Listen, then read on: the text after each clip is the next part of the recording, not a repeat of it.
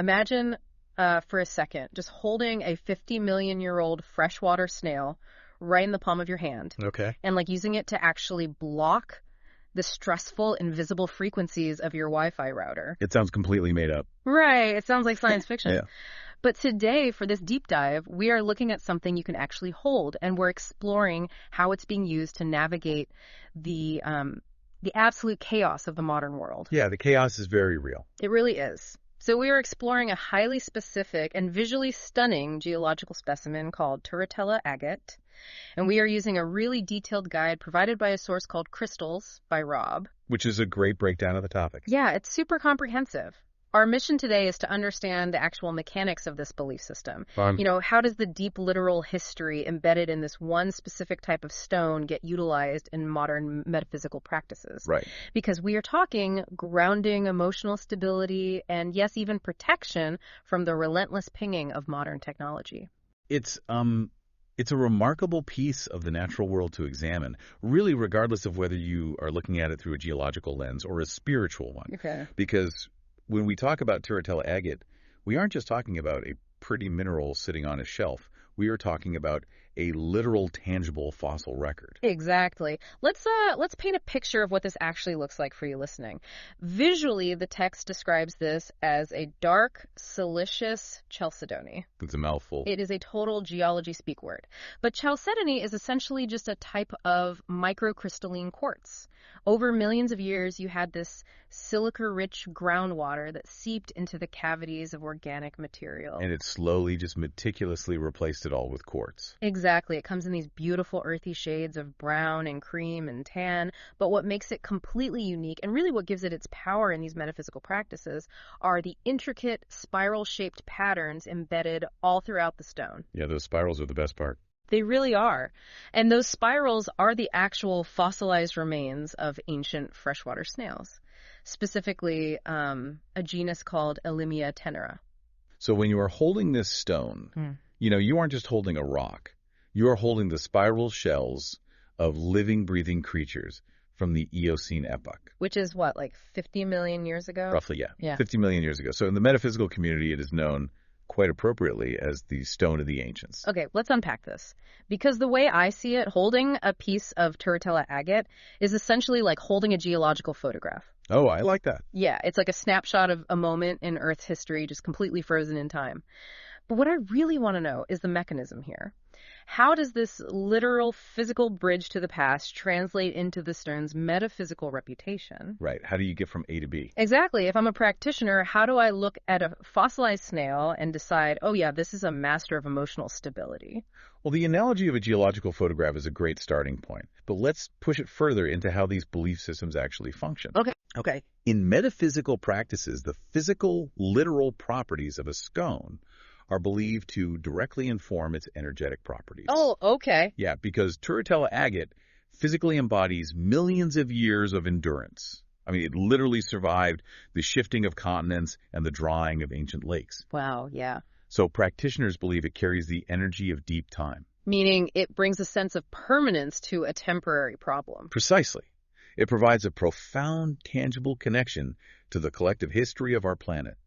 The text actually suggests that this connection to the Earth's enduring survival serves as the absolute foundation for all of its healing properties. So it's like an anchor. Yeah, the underlying logic is that holding something that has survived for 50 million years reminds the human nervous system that survival and evolution and stability are quite literally baked into the dirt beneath our feet. Which is honestly a very comforting thought. And that brings us to how that concept of deep time is applied to the very human, very messy emotional struggles we all deal with. Yeah, the day-to-day stuff. Right. So if we move from the physical fossils to the psychology of emotional healing, the source material focuses heavily on the idea of belonging. It notes that this stone is a powerful stabilizer for people dealing with outsider syndrome. Yes, especially for those who feel displaced or disconnected from their sense of home. Or, people who just struggle to find their place within their own family structure. It's just incredibly common. Totally. The guide explicitly mentions it is used to heal ancestral trauma and to process deep grief. So what does this all mean? I have to push back just a little bit here because the leap from ancient Snail to resolving my family drama is massive. It is a big jump. Right. If I am feeling completely isolated or dealing with the very real and very painful feeling of just not fitting in with my peers, how does a fossil from a prehistoric lake actually help? Right. Is it sort of like looking up at the vast night sky to make your daily worries feel smaller and more manageable? What's fascinating here is that the night sky analogy captures the exact psychological mechanism at play. Oh, right. Yeah, think about the physical sensation of grief or extreme anxiety. When you are caught in the grip of family conflict or feeling like an outsider, your world just shrinks down to the size of your problem. Yeah. The pain becomes your entire inescapable universe. Right, you get tunnel vision. You literally can't see past whatever argument you just had. Exactly. So according to this framework, Turritella Agate is used to force a perspective shift. Okay. By deliberately holding the stone and focusing on the vast timeline of the earth, the practitioner is reminded that their current pain, while entirely valid, is not permanent. It's just a blip. It is just a tiny sliver of a massive continuum. It's not about invalidating the pain at all. It's about expanding the container that holds the pain. I really like that phrasing. Yeah, when you frame your personal struggles against a 50 million year timeline, it fosters an incredible amount of patience and emotional resilience. Because you are physically holding proof that life goes on. Things change. Lakes dry up, snails turn into quartz, but existence continues. That is the core of it. It allows individuals to look at long-standing family wounds or inherited emotional cycles and say, I am part of a larger story. Yeah. And with that realization, the text suggests it becomes a lot easier to break free from cycles that no longer serve you. It marries the concept of ancient, enduring life with the absolute necessity of personal emotional evolution. I can actually see the profound psychological value in that. You are using the physical weight of the past to stabilize the turbulence of the present. Beautifully put. Thanks. But building on that emotional resilience, the source material transitions into something that feels, honestly, almost paradoxical. Oh yeah, the modern tech stuff. Yeah, it details how this ancient stone acts as an energetic shield against the highly specific, unique stresses of the modern physical world. Right. The guide describes Turritella Agate energetically as a slow and steady worker. It claims the stone clears stagnant energy inherited through past life imprints. Which we can think of as deeply ingrained, unhelpful behavioral patterns, right? Yes, exactly. But, crucially, because it contains fossilized life, it is said to hold the vitality of the ages. The vitality of the ages. That is quite the phrase. It is very poetic. Yeah. In this context, it means an enduring, slow-burning life force. The text says it's used to revitalize the physical body, particularly during periods of chronic fatigue or long-term recovery. Okay. But you mentioned modern stress, which is where its role as an energetic filter really comes in. The guide states it is utilized to neutralize geopathic stress and environmental pollutants. Let's define geopathic stress for a second, because that's a very specific term. Yeah, it's a bit niche. Right. So in metaphysical circles, this refers to the idea that the Earth itself has intersecting zones of energy or radiation that can be disruptive to humans. And when you layer human-made electromagnetic fields on top of that, things like cell towers, power lines, and Wi-Fi networks, it supposedly creates an invisible environment that constantly exhausts the human nervous system. Which brings us to a very specific modern application. The text highlights that Turritella Agate is highly sought after by people who feel uniquely sensitive to the quote-unquote noise of modern technology. And I just love the inherent contrast here. Think about what is actually being proposed. Particularly. We are talking about using a multi-million-year-old freshwater snail fossil as a literal shield against Wi-Fi burnout and smartphone fatigue. Right. We are taking the most ancient, slow-moving creature imaginable and utilizing it to block the frantic, invisible frequencies of the 21st century. It's a huge juxtaposition. It really is. Yeah. But I want to analyze this friction. Are practitioners saying this rock literally blocks radio frequencies from hitting your body, or is this a psychological tool to help you stop doom scrolling? How does this friction between ancient vitality and modern technological exhaustion actually work? That is the perfect question to ask. The text doesn't suggest it acts as a literal Faraday cage blocking radio waves. Okay, good to know. Instead, it addresses the fragmentation of the human attention span. The text introduces a concept known as shadow work. Which means confronting the repressed, darker, or more difficult aspects of your own psyche. right? Like doing deep introspective psychological digging. Yes, and exploring those deep, sometimes painful karmic threads of your past requires immense focus. Oh, absolutely. Doing that kind of spiritual exploration can leave a person feeling very ungrounded, almost detached from reality. Yeah, you're all up in your head. Now, combine that vulnerable floating state with the relentless scattered energy of modern technology. The constant notifications, the glowing screens, the digital demands pulling your attention in 1,000 directions. It's exhausting just talking about it. Right. So the belief is that the human energy field becomes incredibly fragmented. You end up feeling completely burned out, living entirely in your head, and totally detached from your own physical body. Exactly. Yeah. So how does the stone combat this? Think of it like deep sea diving. If you want to dive deep into the ocean to explore, which represents the shadow work, you can't just jump in. You need lead weights strapped to your belt to help you sink and keep you tethered. Otherwise, the currents will just toss you around and you'll become disoriented. Exactly. Turritella Agate acts as the physical lead weights. The slow, steady, earthy energy of the fossil acts as a counterweight to the frantic, erratic energy of modern life. Oh. It ensures that as you explore these higher realms or dive into your past, you remain tethered to the physical world.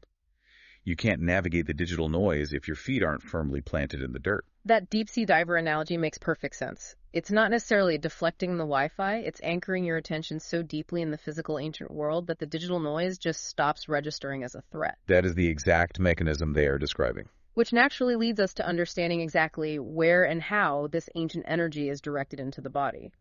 To explain this, the source material maps everything out using the metaphysical architecture of the human body, the chakras. Right, the energy center. And it gets incredibly specific about how to plug this energy in. It really does. The guide highlights two primary energy centers for this stone. First is the Earth Star chakra. No, wait, that's not one of the standard 7, right? Yeah, correct. In this belief system, the Earth Star isn't actually in the physical body at all. It is located roughly 12 to 18 inches below the feet. Oh, wow. Its theoretical function is to plug your personal energy directly into the Earth's grid, linking you to ancestral roots and the core of the planet. Okay, and the second one? Second is the root chakra located at the base of the spine.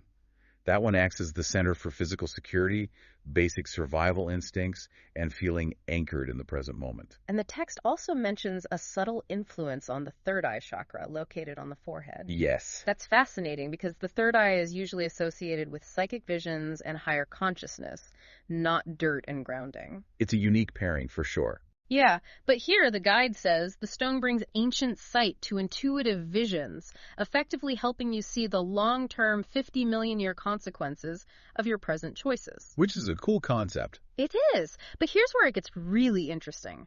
The text doesn't just list the chakras. It provides a massive, incredibly detailed list of cross-cultural associations for each of these chakras when working with this specific stone. The level of detail provided is quite staggering, really blending multiple esoteric traditions together. It really is. Let's look at this list. For the Earth Star chakra, the text connects Turritella Agate to archangels Sandalphon, the goddess Gaia, and herbs like ashwagandha root and turmeric.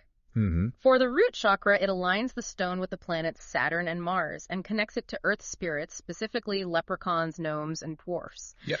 And for that subtle third eye connection, it brings in Archangel Metatron Indigo, candles the elemental force of spirit and herbs like cinnamon, cardamom, and passion flower. It is a lot of information. It's so much. So my question is why?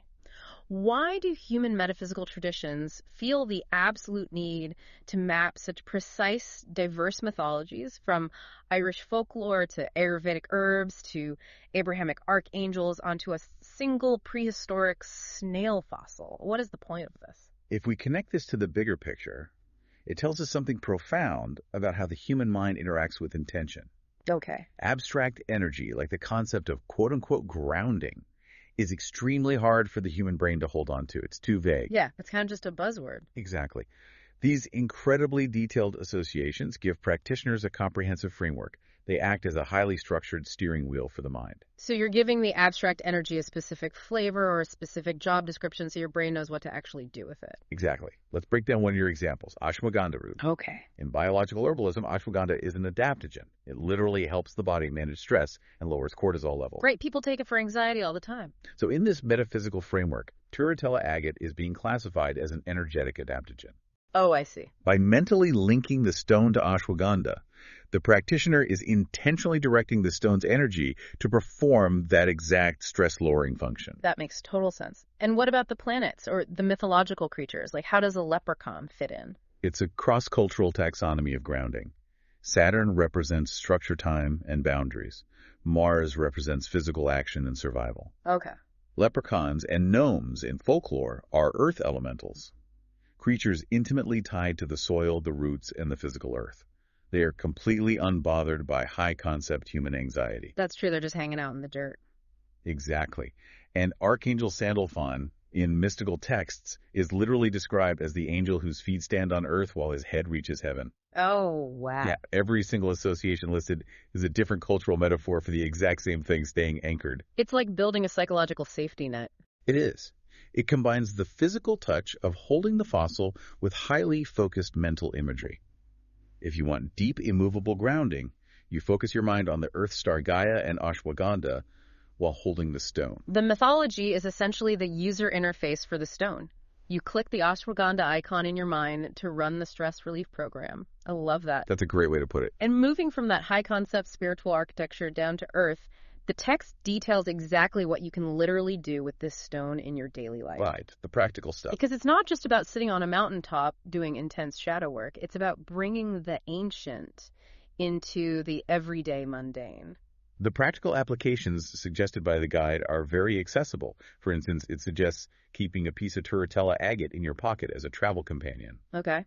The underlying idea is that it helps you maintain a core sense of safety and adapt quickly when you are thrust into new cultures or unfamiliar, stressful environments. Which ties right back to curing that outsider syndrome we talked about earlier. If you feel like you don't belong, you take a physical piece of your ancient home with you in your pocket. Yes. The guide also suggests placing it on an ancestral altar alongside family photos to intentionally strengthen that lineage connection we discussed. That makes sense. For the workplace, you can put a piece on your desk to enhance focus and patience, allowing you to tackle complex multi-step projects without succumbing to digital overwhelm. We could all use that. Truly. And for sleep support, placing it under your pillow or on a nightstand is said to soothe anxious living thoughts and promote emotional processing overnight. But the detail that really stood out to me, the one I just find deeply charming, is the gardening application. Oh yeah, that's a good one. The source suggests burying a small piece of Turritella Agate in your outdoor garden, or even just in a potted houseplant in your apartment, to encourage what they call the ancient memory of the soil and promote steady plant growth. It's a beautifully poetic concept. Huh. You are merging the fossilized natural world with the living natural world. Yeah, but practically speaking, it's almost like you are treating the stone as a seasoned mentor. How so? While you are taking this ancient wise fossil, burying it in the dirt, and asking it to impart its 50 million years of survival skills to your modern, struggling ficus plant. That's hilarious, but yeah, exactly. But looking at all these applications, the pocket, the desk, the pillow, the potted plant, I want to know how the physical act of doing these things actually helps. Okay. How do these incredibly tactile, mundane, daily rituals reinforce the deep psychological and emotional benefits we've been unpacking? It comes down to the recognized psychological power of somatic or body-based interventions. Right, grounding techniques. Exactly. When you are dealing with a wave of anxiety, grief, or severe tech burnout, your mind is rarely in the present. Usually it's anywhere but the present. Right. It is usually spinning out of control, projecting disasters into the future, or ruminating on regrets from the past. When you wear Turritella Agate as jewelry, or physically reach into your pocket and feel its weight during a hectic commute, it acts as a somatic interruption to that anxiety. It's a sensory override. It literally breaks the loop in your brain. It breaks the loop. Your nervous system registers the physical weight of the stone. Your fingers trace the bumpy texture of the fossilized spirals, and it forces your awareness immediately back into the present moment, into your physical body. Wow.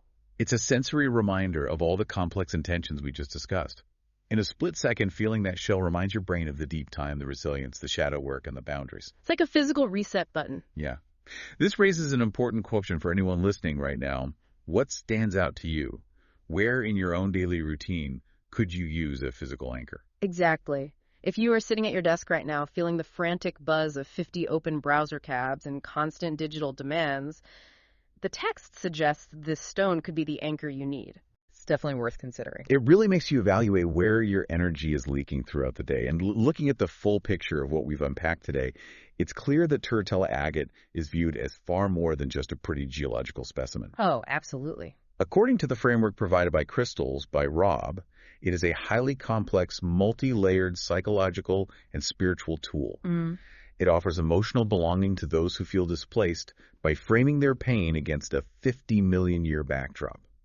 It acts as a literal earthy counterweight against the buzzing, disorienting stress of our technological era. Yeah. And it provides deep, structured spiritual grounding through an incredible cross-cultural web of archetypes and the chakra system. In our fast-paced era of endless information overload where everything feels incredibly temporary, there is clearly an immense psychological value in finding and physically holding on to something that embodies slow and steady endurance. Absolutely. The desire for permanence is a core human trait. And as we wrap up this exploration, there's one final lingering thought that I find myself returning to. Oh, is that? Well, we've spent a lot of time today talking about the Elimia tenor, these tiny freshwater snails. Right. 50 million years ago, they lived incredibly simple, remarkably brief lives at the muddy bottom of ancient lakes. They spent their days just eating algae, surviving day to day. Just doing snail things. Right, just doing snail things. They were completely unaware that millions of years in the future, their little spiral homes would be fossilized, polished, and used by an entirely different, highly complex human species to heal emotional trauma, connect with archangels, and filter out the stress of invisible digital technology. It really bends the mind when you frame it like that. They were just living their mundane little lives, and now they are sacred metaphysical tools. It does. And it begs a fascinating, slightly provocative question for us today. Okay, lay it on me. Look around you. What mundane, everyday object that we are using and perhaps unknowingly leaving behind in the dirt right now might become a revered source of grounding wisdom or metaphysical power for a civilization 50 million years in our future? Wow. Will some future species be holding a fossilized piece of a silicon microchip in their palm to connect to the ancient primal wisdom of the 21st century? Maybe. Will they use our discarded plastic to ground their energy? That is definitely something to mull over the next time you look at the mundane object sitting on your desk. For sure. Thank you for joining us on this deep dive into deep time, ancient snails, and grounding energy. Keep questioning, keep digging into the fascinating layers of the world around you, and we will catch you on the next deep dive.